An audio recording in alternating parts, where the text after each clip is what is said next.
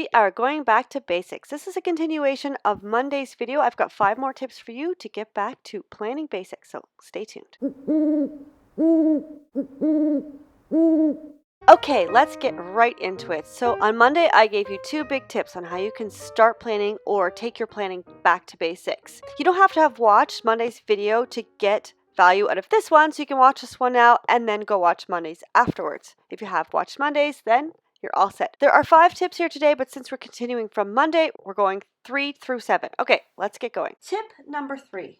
I want you to remember that everyone has their own special talent. Some people are more organized than others, and that's their talent. Some people are better at decorating than others, and that's their talent. Me, for example, okay, I'm pretty good at putting stickers on paper, but I can't sing. I am a terrible singer. I have all kinds of things that I'm sure you're better at than I am. So there are a lot of people on the internet who show you their highlight reel. They show you the best pages of their planner, but meanwhile, maybe they can't cook. You are for sure better at something than they are. Everyone has their own talent, and you have to make sure that you don't see other people's pages and other people's organization as competition. Take it as inspiration, take the things you like from it, put those in your planner, but never see it as competition or something to aspire to. Do it your own way and enjoy the process. Number 4 is kind of in the same vein as number 3. There are no grades on this planner. No teacher is going to come along and give you either a gold star or a failing mark. This is your planner. This is for your eyes only. You can share it on the internet if you want, but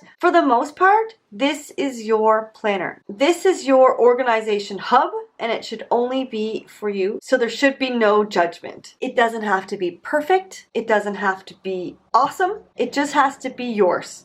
So use some trial and error, see what works for you, and just go with that. Have fun with it, and remember that there are no gold stars in planning. Tip number 5 is to not buy too many stickers. If I were you just starting out, I would start with some sort of sticker book that has everything, sort of a general one. This is the Planner Basics sticker tablet from Carpe Diem, and it really does have everything you need. It has half boxes, full boxes, labels, little flags, and check boxes, all kinds of things for you to make your planner not only be functional, but look really pretty at the same time. Of course, you can buy whatever you want, but I do suggest that you start off slow. The tendency is to go and buy a whole bunch of stickers at once, and then you're left with the ones that you're not going to use. If you start with something simple, you can then build on that and your style can evolve. But if you start off with something and you don't really know how to use it or what's going on, then it can be overwhelming, and it's a lot harder to find a style and to build from there. But of course,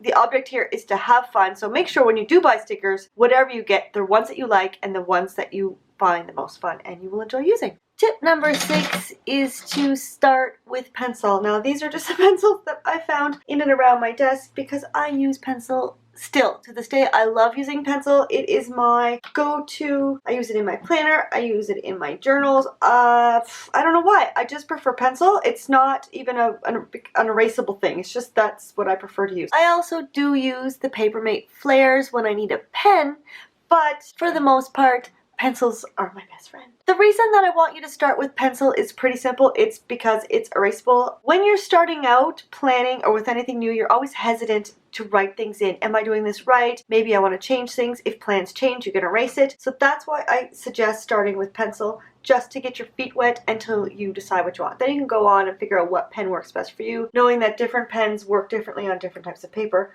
Also, another option is these friction erasable pens. I just bought a whole bunch for my children, but they took them all to school. So I do have this one, and it's just basically you write with it and you can erase with this hard eraser type thing on the end. So pick your poison, stick with a pencil or a friction erasable pen, and just get started. Don't worry, don't be nervous, just put your pencil to paper. And my last tip for you today is to find a blank piece of paper in your planner or add one in. I want you to write in all the things that you love about the planner that you've decided to start with and all the things that you don't like. Now, when you start off, the things that you like will be less evident.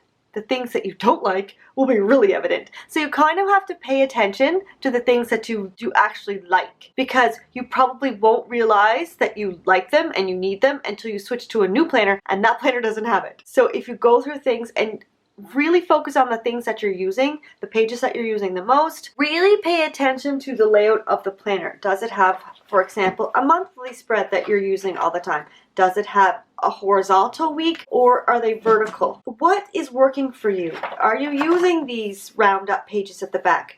Do you need a tab to take you from month to month? Where is that tab taking you? Is it taking you to the monthly spread, or is it taking you somewhere like a roundup page? Does it have a spot where you can plan out your month ahead of time? Does it have a yearly overview? Does it have monthly spreads? What are the things that you are using in this planner? Those are the things you like. Those are the things that you're using. Do you like the way the paper feels? Do you like the binding? Can it open flat because it's got coils or a spiral? Or do you like the versatility of the rings and being able to move pages around? Write it all down. Write down everything, of course, that you don't like. Those will be more evident, and I don't have to tell you how to find those because they'll be really obvious. Because if you really don't like them, you will know. If you are going to be in Edinburgh on June 22nd, then register for my Crafternoon Tea. It is a planner event and an afternoon tea all rolled into one. It's an elegant afternoon tea with planner workshops, a goodie bag stuffed to the gills. So check out the link below. It's the first link in the description, and join us on Saturday, June 22nd. See you there. Any questions whatsoever, feel free to leave them in the comments below. I answer every comment, so I will be sure to get to your question. Now is a great time to go to Monday's video if you haven't watched it already. Up in the right hand corner, you'll see there's a little card, and you can click on that and go right to the video. Next week, we are going to be talking about how to decorate and plan with the Carpe Diem daily insert. So make sure you're subscribed so you don't miss that. Just click my little face there up in the left hand corner. I've got lots of other videos coming up for planner fun to keep you organized and make your planner pretty. There's also a couple of videos here that you can watch in the meantime. Have a fantastic day and happy planning. What number are we on? Where's the planning? There's also a couple of videos here. I don't understand. I'll never understand.